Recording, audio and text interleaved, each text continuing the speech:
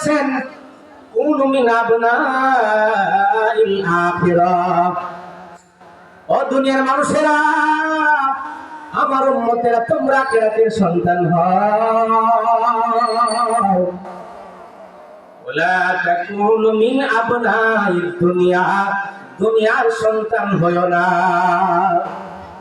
কষ্ট করে বলছেন একবার আল্লাহ রাসূল বলেছেন, মানুষ তোমরা দুনিয়াদার হয়ো না, তোমরা সবাই আখিরাতদার হও। চিৎকার দিয়ে বলি সুবহানাল্লাহ। দুনিয়াদার হয়ো না, আখিরাতদার হও। আখিরাতদার, আখিরাতের চিন্তা করো, আখিরাতের পুঁজি সংগ্রহ করো। কি করলে আখিরাতে নাজাত পাবা, আখিরাতে মুক্তি পাবা, সেই চিন্তা ফিকির নিয়ে তুমি দুনিয়াতে চলো।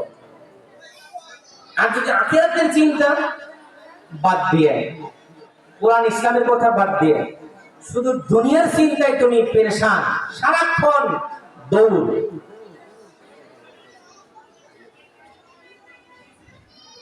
প্রধান বক্তার আগমন বলেন, আর প্রধান বক্তার আগমন, প্রধান বক্তার আগমন, পাখি মারার পক্ষ থেকে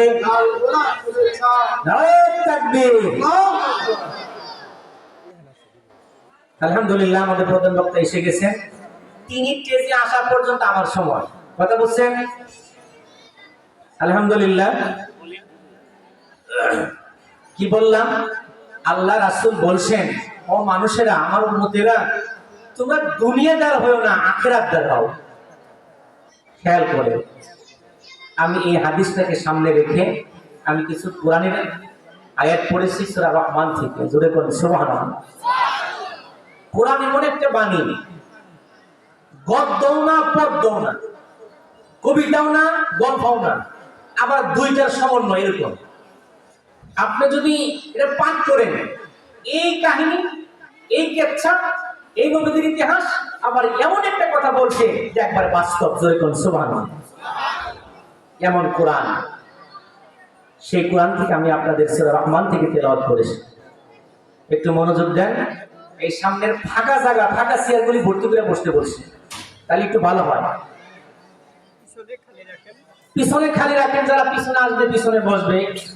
সৌন্দর্য বৃদ্ধি করার জন্য আপনার ফাঁকা জায়গা, ফাঁকা চেয়ারগুলি ভর্তি করে বসে। আউযু বিল্লাহি মিনাশ শাইতানির রাজীম। আমি বিতাড়িত শয়তান থেকে আল্লাহর কাছে কাজ করছি। বিসমিল্লাহির রহমানির রহিম। দয়াময় আল্লাহর নামে আমি শুরু করলাম। আর রহমান, দয়াময় আল্লাহ। আল্লামাল কোরআন, শিক্ষা দিয়েছি কোরআন। খলাকাল ইনসান, সৃষ্টি করেছি মানুষ। আল্লামাহুল বায়ান, মানুষকে আমি আল্লাহ বয়ান করতে শিখাইছি।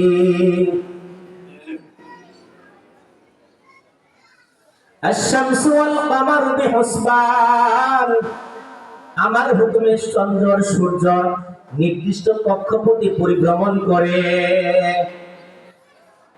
ওয়ান নাজমু ওয়াশ-শাজারু ইয়াসজুদান, বৃক্ষলতা তরুলতা আমার হুকুমে সিজদা করে। ওয়াস-সামাআ রাফাআহা ওয়া ওয়াদাআল মিজান, আমি আকাশকে উঁচা করেছি, দাড়ি পাল্লা, মিজানের পাল্লা স্থাপন করেছি। আল্লাহ তাতগাউ ফিল মিজান, মিজানের ব্যাপারে সীমা লঙ্ঘন কেউ কইরো না। ওয়াকিমুল ওয়াজনা বিল কিসতি, যখন তোমরা ওজন করবা ইনসাফের সাথে, ন্যায়ের সাথে তোমরা ওজন করবা। ওয়ালা তুকসিরুল মিজান, মিজানের ব্যাপারে মানুষকে মেপে দেওয়ার সময় কম দিবা না। ওয়াল আরদা ওয়াদাআ লিল আনাম, এই পৃথিবীটাকে আমি প্রাণীকুলের জন্য সৃষ্টি করেছি। ফিহা ফাকিহাতু ওয়ান নাখলু যাতুল আকমান, এই পৃথিবীর জমিনে আমি আল্লাহ তাআলা এমন কিছু ফল, এমন কিছু খেজুর, এমন কিছু ফলমূল আমি তৈরি করেছি, সৃষ্টি করেছি, এমন কিছু ফল যেই ফলগুলোর আছে অনেক ফলের আবরণ, আবার কিছু কিছু ফল আছে আবরণ নাই, খোসা নাই, ডাইরেক্ট ফল। আমি আল্লাহ তাআলা এমন রহমান, এই পৃথিবীর জমিনে আমি আল্লাহ তাআলা এমন সুগন্ধি ফুল বানাইছি, অনেক ফুল বানাইছি, সেই ফুলগুলোর ঘ্রাণ নাই, আবার অনেক ফুল বানাইছি সেই ফুলের অনেক ঘ্রাণ। আল্লাহ বলছেন বান্দা শুনো, ফাবিআই আলাইহি রাব্বিকুমা তুকাল্লিবান। ও বান্দা শুনো, ও মানব জাতি আর জিন জাতি, আমার এই কথার কোন কথাকে তোমরা অস্বীকার করতে পারবা? জোরে কোন সুবহানাল্লাহ। কোন একটা কথা অস্বীকার করতে পারবেন? একটু এগুলো আমি এখন পর্যন্ত 13টা আয়াত পড়লাম, আয়াতের হুবহু অনুবাদ করলাম। জোরে কোন সুবহানাল্লাহ। ব্যাখ্যাটা যখন ঢুকবো একটা করে আয়াতে কমপক্ষে 10 দিন করে বললেও 13 আয়াতে 13 10 কত এত সময় দরকার। আমার হাতে কত সময় আছে তা জানি না, তবে আমি চেষ্টা করব প্রত্যেকটা কথা কোরআন থেকে বলতে। সুবহানাল্লাহ। কোন আউট একটা কথা বলবো না ইনশাআল্লাহ। আমার পাশে এই যে জ্ঞানের সমুদ্র, জ্ঞানের মহাসাগর, এরা কিতাব লিখছে, কোরআনের অনুবাদ লিখছে, তাদের সামনে আমি নতুন কথা বলতেছি, তাদের এই সমুদ্রের সাগরের ভিতরে আমার এক ফোঁটা এই সামান্য পানি কিচ্ছু না। কিন্তু যা বলবো কোরআন থেকে, আল্লাহ রহমতে যদি খালের পানি সাগরে যায়, এটা সাগরের পানিকে আরো উতলায় উঠবে। জোরে বলছো সুবহানাল্লাহ। তাহলে আমি চাচ্ছি যে আমার যে জ্ঞান আছে এই আয়াত থেকে আপনাদেরকে আমি একবারে এখন থেকে শেষ পর্যন্ত প্রত্যেকটা কথা কোরআন থেকে তথ্য দিব। মা বোনেরা, এর মধ্যে কত কথা লুকিয়ে আছে আপনি শুনেন আর শুনেন। বলছিলাম কি, আর রহমান, আমাদের আল্লাহ দয়াময়। আল্লাহ কি? দয়াময়। দয়াময় সবচেয়ে যেটা বড় দয়া, সেটা হলো এই পৃথিবীর জমিনে আল্লাহ যা কিছু বানাইছেন আল্লাহর দয়া দিয়ে বানাইছেন। আর যত মাখলুকাত বানাইছেন আল্লাহর দয়াতে, এমন কোন মাখলুকাত নাই যে তারা না খায়া মারা গেছে। প্রত্যেকটা মাখলুকাতকে যা কিছু খাওয়া দরকার সমস্ত মাখলুকাতকে আল্লাহর দয়া দিয়ে খাদ্য তাদের গতিতে, তাদের অনায়াসে তারা খাদ্য খাচ্ছে। জোরে বলুন সুবহানাল্লাহ। শুধুমাত্র আমরা মানব জাতি ব্যতীত, আপনি চিন্তা করেন, মানব জাতি ব্যতীত যত মাখলুকাত আছে আমাদের চাইতে 1000 গুণ বেশি খাবার খায়। কথা বলেন, তিনি মাছ খাবার বেশি খায় কি খায় না? টন টন খাবার খায়। বনের হরিণ, বনের বাঘ গোশত খায় কি খায় না? এভাবে পিপিলিকা থেকে শুরু করে একবারে যত বড় বড় প্রাণী আছে সমস্ত প্রাণী খাবার খায়, কিন্তু কোন প্রাণীর ঘরের মধ্যে অ্যাকাউন্টে চাউলের কুলার মধ্যে বেড়ের মধ্যে ধান চাউল কিচ্ছু নাই। সমস্তটা তারা আল্লাহর প্রতি তাওয়াক্কালতু আলাল্লাহ করে আছে। সকালবেলা খালি পেট আর ভরা পেটে সকাল বিকাল বেলা বাসাতে ফিরে আসে। জোরে কোন সুবহানাল্লাহ। তারা কামাই করে গুডাউন করে রাখা দেয় নাই, তারা ভরসা রাখছে আল্লাহর প্রতি, আর আল্লাহর দয়া দেয়া প্রত্যেক মাখলুকাতকে আল্লাহ খাবার পুষায় নাকি পুষায় না? এই মুসলমান কথা বলতে হবে, পুষায় কি পুষায় না? তাহলে আমরা কেন একটু খাদ্যের পিছনে দৌড়াচ্ছি, দুনিয়ার পিছনে? কেমন করে? হালাল নাই, হারাম নাই, জায়েজ নাই, নাজায়েজ নাই, আজান দিল মসজিদে যাব তা বাদ দিয়ে খেত খামারের লোক আছে বাজার ঘাটে, আর বাজার ঘাটে যায় যে কত ওজনে কম দেওয়া কথা আসবে, কত দুর্নীতি করা আসবে কথা। এগুলোর পিছনে মানুষ কেন লাগছো? কেন কি লাগছো? কেন জানোনি? এই যে এই শিক্ষার অভাব, কোরআন শিক্ষার অভাব। যদি কোরআন তোমার, কোরআনের শিক্ষাটা তুমি তোমাকে, তোমার সন্তানকে, তোমার পরিবারকে দিতে পারতা, তাহলে কোরআনের শিক্ষাটা তুমি যদি কদম উঠাইতা, তোমার পুরা জিন্দেগি, পুরা সংসার, পুরা জিন্দেগি তোমার শান্তিতে আল্লাহ ভরে দিতে। জোরে বলুন সুবহানাল্লাহ। সুতরাং আমরা চাচ্ছি কোরআনের পানিগুলি মানুষকে দিয়া আমাদের ঘর, আমাদের ব্যক্তি জীবন, আমাদের লেনদেন, আমাদের সাংসারিক জীবন, আমাদের রাষ্ট্রীয় জীবন কোরআন দিয়ে চালাবো ইনশাআল্লাহ। আপনি চালাতে পারেন যতটুকু পারবেন, না পারলেন পরিবার চালাবেন, পরিবার না চালাইলে আপনি ব্যক্তিগত জীবনটা তো চালাতে পারবেন। কথা কয় না? আপনি ব্যক্তিগত জীবন যদি না চালাতে পারেন তাহলে আপনার দ্বারা আপনার পরিবারও চলবে না, রাষ্ট্র চলবে না। কথা কয় না? আরো জোরে ঠিক না বেঠে? আগে নিজে ভালো হন, তারপরে পরিবার, তারপরে সমাজ, তারপরে প্রতিবেশী। কথা কয় না? আল্লাহ বোঝার তৌফিক দান করুন। আরো জোরে কোন আমিন। আল্লাহ বলছেন রহমান, আমি দয়াময় আল্লাহ, আমার দয়া দিয়া আমি আসমানটা সাজাইছি, জমিনটাকে সাজাইছি, মানব জাতি, জিন জাতি, তোমাদের যা কিছু দরকার আমি তোমাদের সব দিয়েছি। যেটা বেশি প্রয়োজন, যেটা তোমার সবচেয়ে বেশি প্রয়োজন, সেটা হলো অক্সিজেন, বাতাস, পানি, আগুন, এটা সবচেয়ে বেশি প্রয়োজন। এই জন্য আমি আল্লাহ দয়া করে তোমাকে আমি মান্না দিছি, কোনদিন আমি অক্সিজেনের টাকা চাই না। যদি তোমার অক্সিজেনের কষ্ট হয় রে বান্দা, হাসপাতালে যাবো বলে অক্সিজেন লাগবে, 24 ঘন্টা সময় কমপক্ষে 50,000 টাকা লাগবে অক্সিজেন দিয়ে রোগী বাঁচাইতে। আমার আল্লাহ দয়া, আমার আল্লাহ জন্ম থেকে মৃত্যু পর্যন্ত আমার সুস্থ রাখবো বাবা, একদিন বাতাসের দাম চাইল না। ওই আল্লাহর শুকরিয়া তার একবার জুড়ে পড়ি সুবহানাল্লাহ, আর একবার জুড়ে পড়ি আলহামদুলিল্লাহ। এরপরে আল্লাহ বলছে আল্লামাল কুরআন, ও বান্দা শুনো, তোমাকে আমি সৃষ্টি করার আগে আগে কোরআন শিখাইছি। আয়াতের মধ্যে বলছে আল্লামাল কুরআন খলাকাল ইনসান, আল্লাহ বলছে আগে কোরআন শিখাইছি, পরে ইনসান সৃষ্টি করেছি। ও বাবা, আমরা তো মনে করি যে আগে আল্লাহ মানুষ বানাইছে, পরে কোরআন শিখাইছে, কিন্তু আল্লাহ তো আয়াতের মধ্যে এখানে জ্ঞানী ব্যক্তিরা আছো, তোমার জ্ঞানের সাথে আমার জ্ঞান দেখলে এক করে দেখবা, সমাজ, ব্যক্তি, ব্যক্তি, পরিবার সব ইসলামের গতিতে চলবে। আমার আল্লাহ বলছে আগে আমি মানুষ সৃষ্টি করি নাই, আমি আগে মানুষ সৃষ্টির কারিগর, কোরআন শিখাইছি। আগে কোরআন শিখাইছি, আল্লাহ কেমনে কোরআন শিখাইলো রে বাবা, খেয়াল করে কথা শোনো। আল্লামাল কুরআন, আগে আল্লাহ বলছে আমি কোরআন শিখাইছি।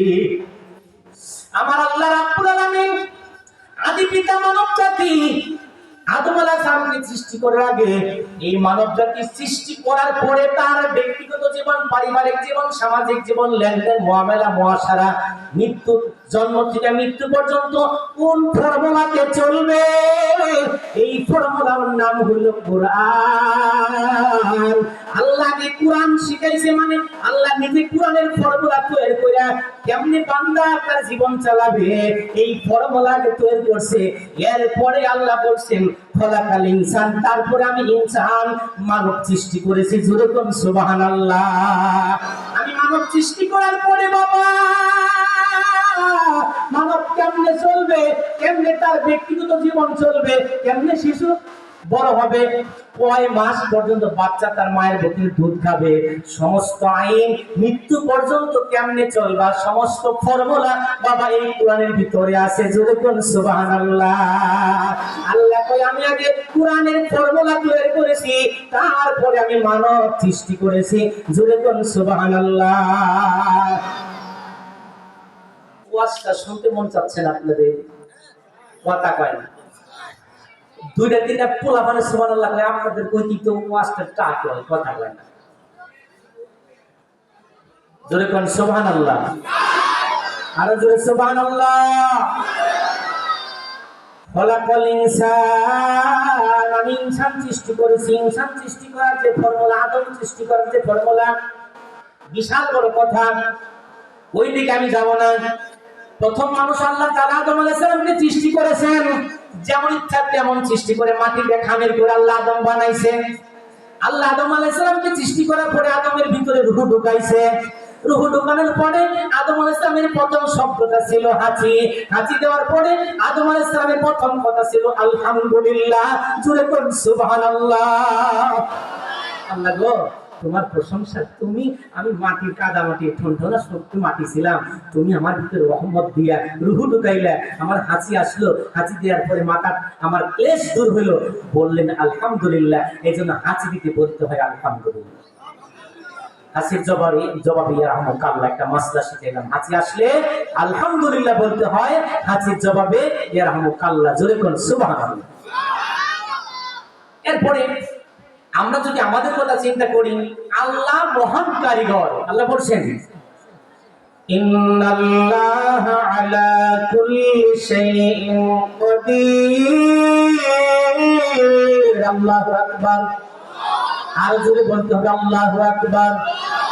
আল্লাহ বলে আমি বললাম সকল বিষয়ে সর্বশক্তিমান, আমি যা চাই যেমন চাই তেমন হয়। আল্লাহ আদম আলাইহিস সালামকে যেমন চাচ্ছে তেমন করে সৃষ্টি করেছেন। আদম থেকে হাওয়াকে বানাইছেন, হাওয়ার আদমের সংমিশ্রণে আল্লাহ তাআলা মানুষ বানাইছে। আল্লাহ তাআলা বাবা মার মাধ্যমে মানুষ বানাতে পারে, আল্লাহ বাবা ছাড়াও মার মাধ্যমে মানুষ বানাতে পারে, নবী বানাতে পারে। জোরে বলুন সুবহানাল্লাহ। হযরত ঈসা আলাইহিস সালামের মা বাবা নাই, নবী বানাইছে আল্লাহ তাআলা বাবা ছাড়া। জোরে বলুন সুবহানাল্লাহ। আর আল্লাহ তাআলা আঙ্গুর সৃষ্টি করেছেন বাবা মার মাধ্যমে। জোরে বলুন সুবহানাল্লাহ। এরপরে আল্লাহ বলছেন আমি মানব সৃষ্টি করেছি যেমন ইচ্ছা তেমন। তাহলে আল্লাহ আমাদেরকে যেমন ইচ্ছা তেমন সৃষ্টি করেছেন। শেষ করলাম। এরপরে আল্লাহ বলছেন আল্লামাহুল বায়ান। আল্লাহু আকবার। ও বান্দা শুনো, তোমাকে সৃষ্টি করার পরে আমি আল্লাহ তাআলা তোমাদেরকে আমি বয়ান মানে কথা বলতে শিখাইছি। জোরে কোন সুবহানাল্লাহ। খেয়াল করে কথা শুনুন রে বাবা, এই দুনিয়াতে অনেক রকমের মাখলুকাত বানাইছে, শক্তিও আমাদের থেকে বেশি, খায়ও বেশি, ওজনে বড়, সব দিকটাই বেশি, আছে নাকি নাই? কিন্তু কোন মাখলুকাত আমাদের মতো ভাষা বলতে পারে না। আল্লাহ বলছে আল্লামাহুল বায়ান, আমি আল্লাহ তোমাদেরকে বয়ান করতে শিখাইছি মানে ভাষা শিক্ষা দিয়েছি। এই পৃথিবীর জমিনে অনেক রকমের ভাষা আছে, প্রায় ৩৫০০ মতো ভাষা আছে। আমরা কয়টা ভাষা বুঝতে পারি? আল্লাহ সুবহানাহু ওয়া তাআলা বলছেন যত রকমের ভাষা আমি মানব জাতিকে ভাষা শিখাইছি। ভাষা বোঝেন তো? আমার কথা বুঝতেছেন? আমি তো আপনাদেরই মানুষ, বুঝাইতে কথা। তাহলে আল্লাহ বলছে আল্লামাহুল বায়ান, আমি বয়ান করতে শিখাইছি। খুব খেয়াল করেন, বয়ান করতে কেমনে শিখাইলো? অন্য কোনো মাখলুকাত কথা বলতে পারে না, আমরা কথা বলতে পারি, কিন্তু না না রে বাবা, কথা বলতে তো পারি নাই। যেদিন আমরা দুনিয়াতে ভূমিষ্ঠ হইলাম, ভূমিষ্ঠ হওয়ার পরে আমাদের কোনো ভাষা ছিল না, আমাদের ভাষা ছিল শুধুমাত্র কান্না। কি ছিল? জোরে বলতে হবে। মা বোনেরা খেয়াল করে কথা শুনো, তোমাদের কথা আয়াতের মধ্যে আসছে। আমাদের প্রথম ভূমিষ্ঠ যখন আমরা হয়েছি তখন প্রথম আমাদের ভাষা ছিল কান্না। যেই সন্তান ভূমিষ্ঠ হওয়ার পরে কান্না করে না, ডাক্তারের ভাষায় বলছে যেই বাচ্চা ভূমিষ্ঠ হওয়ার পরে কান্না করে না সেটা অসুস্থ। সেটা কি? আর যেই বাচ্চা ভূমিষ্ঠ হওয়ার পরে কান্না করেছে সেটা সুস্থ। জোরে কোন সুবহানাল্লাহ। তাহলে আল্লাহ বলছে আল্লামাহুল বায়ান, আমি বান্দাকে বয়ান করতে শিখাইছি মানে কান্না শিখাইছি। আর তখনকার ভাষা হলো কান্না, আর কান্নার মাধ্যমে আমাদের সকল চাহিদা আল্লাহ তাআলা তখন পুরা করে দিয়েছে। কথা কম। বাচ্চা কান্না করতেছে, মার অন্তরে আল্লাহ মহব্বতের চাবি খুলে দিছে। বাচ্চা কান্দে কেন? দুধ খাওয়া দরকার নাকি প্রস্রাব করছে নাকি পায়খানা করছে? মা তাড়াতাড়ি যায়। কি দরকার? কান্নার মাধ্যমে সব চাহিদা পুরা হয় কি হয় না? আল্লাহু আকবার। মা বোনেরা খেয়াল করে কথা শোনেন, হয়তো বাণী সময় শেষ হয়ে যাবে, কথাও তো শেষ করতে পারবো না। একটা কথা মনোযোগ দিয়ে শুনবা রে মা, বাচ্চা যখন ভূমিষ্ঠ হইল রে মা, এই বাচ্চা প্রথম অবস্থায় যদি কান্না না করে, এই প্রথম অবস্থার যে খাবারটা খায়, সকল বিজ্ঞানী, সকল দার্শনিক, সকল ডাক্তার, সকল উলামায়ে কেরাম একমত, বাচ্চার প্রথম খাবার হলো মার বুকের দুধ। জোরে কোন সুবহানাল্লাহ। আল্লাহ মাহুল বয়ানের ভিতরে কথাগুলি আসছে। আমি আল্লাহ বান্দাকে বয়ান করতে শিখাইছি, মানে এই বেঁচেই বাচ্চা মার বুকের দুধ পান করবে। আমার আল্লাহ বলছে, বান্দারে তুই যে নাবালক অবস্থায় ভূমিষ্ঠ হইলি, ভূমিষ্ঠ হওয়ার পরে কেমনি মায়ের বুকের দুধ অর্থাৎ মায়ের বুকের স্তনটা চুষে চুষে খেতে হবে, এটা বাচ্চাকে শিক্ষা দেওয়ার মতো কোনো পদ্ধতি আজ পর্যন্ত আবিষ্কার হয় নাই। কেউ তাকে শিক্ষা দিতে পারবে না, এটা সম্ভব না। জোরে কোন ঠিক না ঠিক? নাবালক বাচ্চা হবে মাত্র দুধ খাবে, কিন্তু কেমনে এই স্তনের ভুট্টা চুষে চুষে খেতে হবে, এই বাচ্চারে কেউ শিখা নাই, কেউ শিখাতেও পারবে না। আমার আল্লাহ বলছে, আল্লাহ মাহুল বয়ান, আমি বাচ্চাকে আমি বয়ান করতে শিখাইছি, মানে কি জানো নি? এই বাচ্চা মায়ের বুকের দুধ, মায়ের বুকের স্তনটা বুকে নিয়ে কেমনে চুইসা ঠোঁট দিয়া জিহ্বা দিয়া দুধ খেতে হবে কেউ শিখাই নাই। আমি আল্লাহ আমার রহমানের নামের খাতিরে আমি আমার বাচ্চা নাবালক কথা বলতে পারে না, কিন্তু এই জিনিসটা আমি আল্লাহ নিজে শিখাইছি কুদরত দিয়া, যে বাচ্চার মায়ের বুকের স্তনের ভুট্টা কেমনে চুষে চুষে জিহ্বা দিয়া ঠোঁট দিয়া টেনে খেয়ে বাঁচতে হবে, এটা আমি আল্লাহ নিজে বাচ্চারে শিখাইছি, আমার বান্দারে শিখাইছি। জোরে কোন সুবহানাল্লাহ। ও মা, তুমি মাত্র ভূমিষ্ঠ হইলা, ভূমিষ্ঠ হওয়ার আগে অনেক ঘটনা আছে। 10 মাস 10 দিন কষ্ট করলা বাচ্চার জন্য, ডেলিভারি ব্যথা উঠছে, তখন তোমার কত জ্বালা কত কষ্ট, সমস্ত কথাগুলি বাদ দিলাম, শুধু এই আল্লাহ মাহুল বয়ানের ব্যাখ্যা তোমাদেরকে বোঝাতে চাই। এই বাচ্চা এখন তোমার কি হয়েছে, ভূমিষ্ঠ হওয়ার পরে কান্নাও করে না, মায়ের বুকের স্তন চুষে কেমনে খেতে হবে দুটো টান দেয়া খায় না। এখন দেখেন তো এই মার মনে কষ্ট আছে নাকি নাই? মার মনে কষ্ট, বাচ্চা কেন কাঁদবে না? বাচ্চা কেন কান্দে না? আমার বুকের স্তন কেন পান করে না? বাচ্চা কেমনে আমি বাঁচাইব? অবশেষে মায়েরা এই বাচ্চাকে দুধ পান করার জন্য বিভিন্ন কোয়ালিটি করে, তারা ওই কোয়ালিটির কথা বলছি না। এখন যদি বাচ্চা দুধ পান করার জন্য এই মায়ের বুকের স্তনটা না চুষে, তাহলে এমন কোনো মাধ্যম নাই যে বাচ্চাকে আপনি এটা পদ্ধতি দিয়ে শেখাবেন। কথা আমার আল্লাহ বলছে, আল্লাহ মাহুল বায়ান, আগে কথা বলা না, আগে তোর জীবন ধারণ করার জন্য তোমাকে দুধ খেয়ে বাঁচতে হবে, এটা কেউ শিখাতে পারবে না। বিদায় আমি আল্লাহ বাচ্চারে শিখাইছি। জোরে কোন সুবহানাল্লাহ। 1 মাস 2 মাস 3 মাস হাদিসের মধ্যে আছে, কোরআনের মধ্যে আছে, বাচ্চাকে মায়ের বুকের দুধ পান করাবে 2.5 বছর। 2.5 বছর পরে দুধ পান করলো, এরপরে আপনি অন্য রকমের খাবার, ল্যাকটোজেন 1 ল্যাকটোজেন 2 সিরিলাক, গাভীর দুধ, আরো কত রকমের বালি মিষ্টি আমরা খাওয়ায় যখন 1-1.5 বছর হয়ে যায়, বাচ্চার মুখে তখন বিভিন্ন রকমের ভাষা ফুটে ওঠে। জোরে কোন সুবহানাল্লাহ। বাচ্চা যখন প্রথম ভাষা দিয়া বলে আল্লাহ,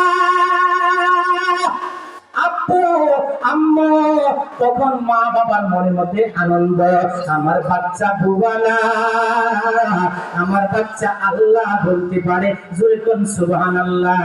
ও মা বাবা, তোমাদেরকে আমি আরেকটা কথা খেয়াল করে দিতে চাই, যখন বাচ্চার প্রথম কথা ফুটবে তখন তুমি প্রথম কালেমাটা শিখাবা, লা ইলাহা ইল্লাল্লাহ মুহাম্মাদুর রাসূলুল্লাহ সাল্লাল্লাহু আলাইহি ওয়াসাল্লাম।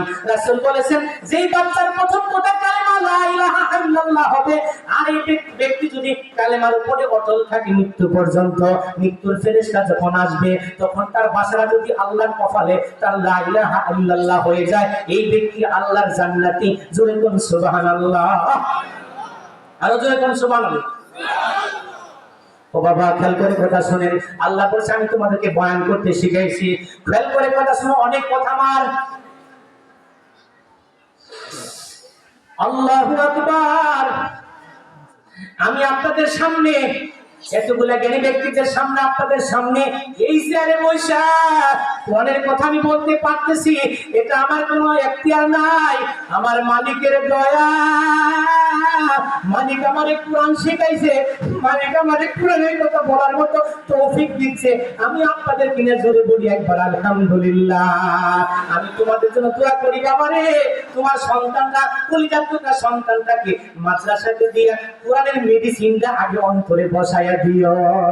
তোমার গাড়ি সামনে চলুক চলবে, কৃষি কাজ করবে, চাকরি করবো, ব্যবসা করবা, কিন্তু যখন কোরআনের মেডিসিনটা প্রথমে তেলের মধ্যে তুমি দিয়ে দিবা, সারা দুনিয়া ড্রাইভিং করবা, তোমার গাড়ি কখনো নষ্ট হবে না।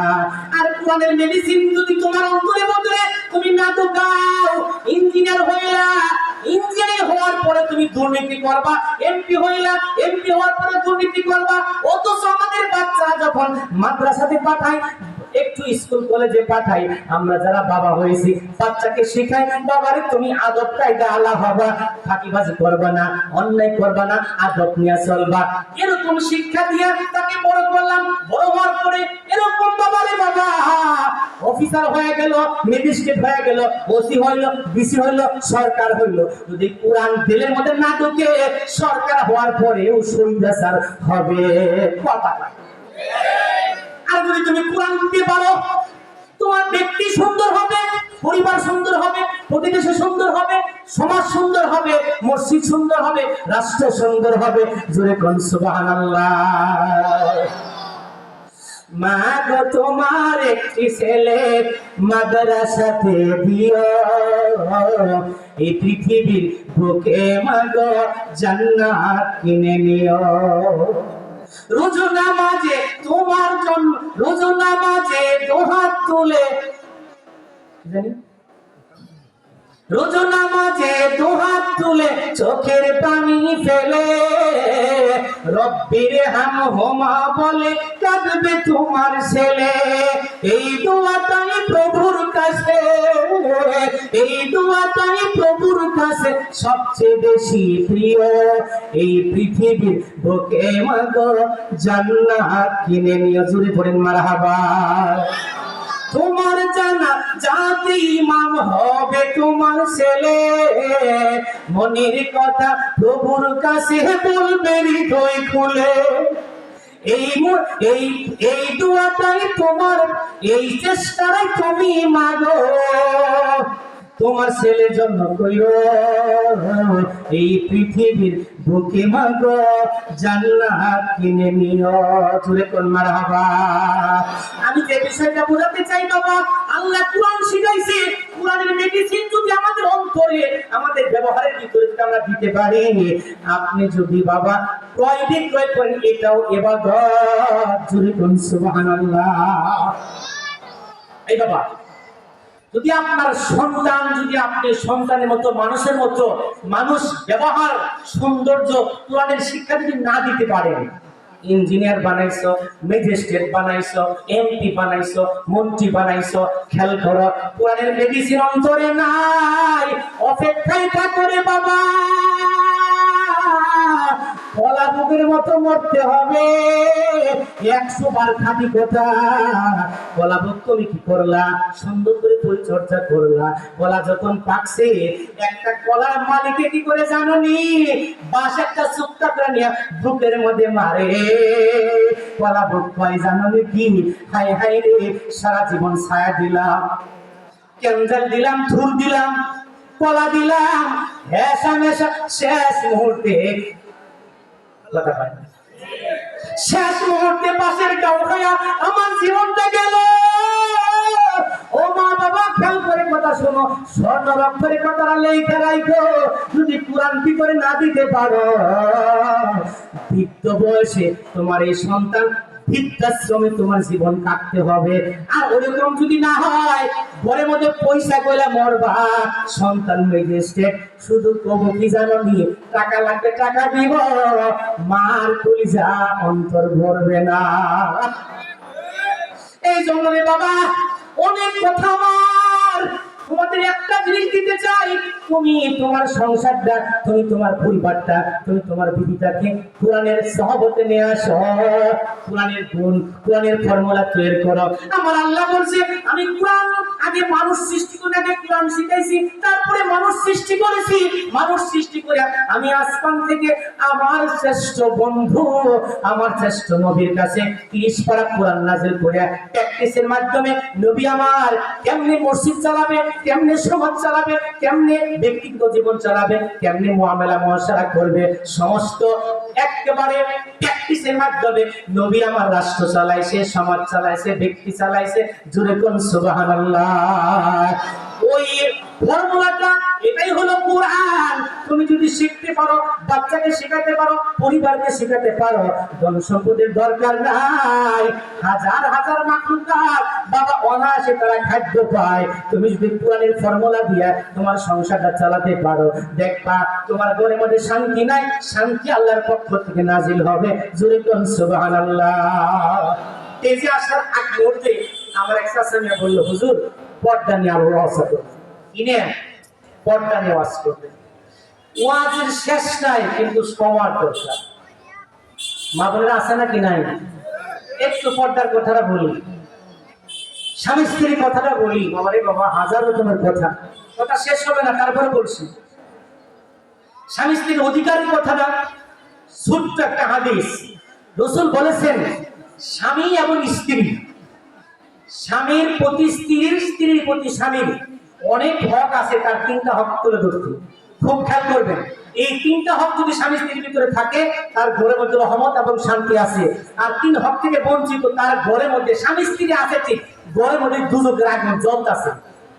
খেয়াল করবেন, রাসূল বলেছেন যেই স্বামী যেরকম পোশাক পরবা, স্ত্রীকে ওই রকমের পোশাক, ওই রকম দামি পোশাক তুমি স্ত্রীকে পরাইবা। ও স্বামী, তুমি যেই করে থাকবা, যেই বিছানাতে থাকবা, তোমার স্ত্রীকে সেই বিছানা থেকে তুমি রাখবা। ও স্বামী, তুমি যেরকম খাবার খাবা, ওই খাবার ওই জায়গাতে একসাথে বসিয়া স্ত্রীকে নিয়ে তুমি খাবার খাবা। জোরে কোন সুবহানাল্লাহ। এই 3টা গুণ যেই স্বামী স্ত্রীর ভিতরে আছে, স্বামী ঘরের ভিতরে এক জায়গাতে এক বিছনাতে শুইছে, ওই বিছনাতে স্ত্রীকে শোয়াতে হবে। এবং হাদিসের মধ্যে আসছে স্বামী শুবে, স্ত্রীও এক বিছানাতে শুবে, একেবারে সামনাসামনি শুয়ে শুবে। এখানে আছে শান্তি। পক্ষান্তরে একটু বিপরীতমুখী যায়, যেই ঘরের মধ্যে স্বামী আছে ওই ঘরের মধ্যে স্ত্রী আছে, কিন্তু স্ত্রী ওই বিছানাতে নাই, আর বিছানাতে। ওই ঘরটাই হলো দোজখের টুকরা। কথা, স্বামী যেরকম খাবার খাবা, ওই রকম খাবার যদি সম্ভব হয় এক টেবিলে অথবা এক দস্তরখানাতে একসাথে খাবার, ওই ঘরের মধ্যে আছে শান্তি। সুতরাং স্বামী স্ত্রীর হক, যেরকম স্বামী খাবার খাবে ওই রকম খাবার স্ত্রীকে খাওয়াতে হবে। যেই বিছনাতে স্বামী থাকবে ওই বিছনাতে স্ত্রীকে থাকতে হবে। যেই রকম পোশাক তুমি পরবা ওরকম পোশাক স্ত্রীকে পরাইতে হবে। এই 3টা গুণ যার ভিতরে আছে, এই ঘরের মধ্যে আছে শান্তি। পক্ষান্তরে যদি স্বামী ডাকে, স্বামীর ডাকে সাড়া দেয় না, মানে স্বামীর বিছানাতে যায় না, স্বামী খাবার খায় স্ত্রীকে ডাকে না, স্বামী ভালো ভালো পোশাক পরে কিন্তু স্ত্রীকে দেয় না, মনে করো না অন্যের মেয়ে।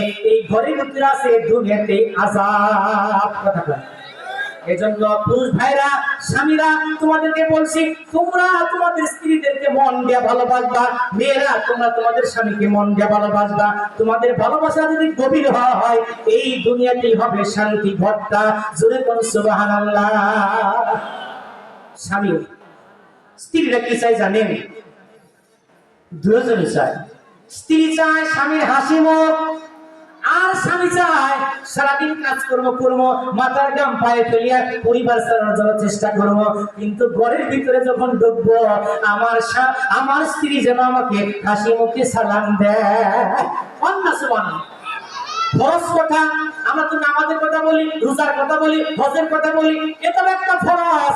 যখন কোনো মানুষ অথবা স্বামী অথবা কোনো মানুষ ঘরের ভিতরে ঢুকবা, ঘরওয়ালাকে স্বামী, ঘরওয়ালাকে স্ত্রী, মা, বোন, মেয়ে যারাই করে থাক, আপনি বাড়ি থেকে কাজ করে যাওয়ার পরে ঘরে ঢোকার সময়ে আপনি ঘরওয়ালাকে সালাম দিবেন, এটা ফরজে আইন। জোরে কোন সুবহানাল্লাহ।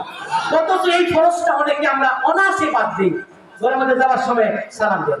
আজকের থেকে এই ওয়াজটা নিয়ে যান আপনার পরিবার, যখন আপনি ঘরে ঢুকবেন আপনি সালাম দিবেন। আর মেয়েরা যারা, স্ত্রীরা যারা আসো, মা যারা আসো, তোমরা সালামের উত্তর দিয়া মুখে হাসি দিবা, দেখবা যে ঘরের মধ্যে শান্তি আসতেছে। জোরে কোন সুবহানাল্লাহ। এজন্য আমি মেয়েদের জন্য দুটা কথা বলি, যে ঘরের মধ্যে যদি আপনার স্বামী স্ত্রী মিল থাকে তাহলে শান্তি আছে। পক্ষান্তরে স্ত্রীর হক স্বামী আদায় করে না, স্বামীর হক স্ত্রী আদায় করে না, এই ঘরটাই দুজকের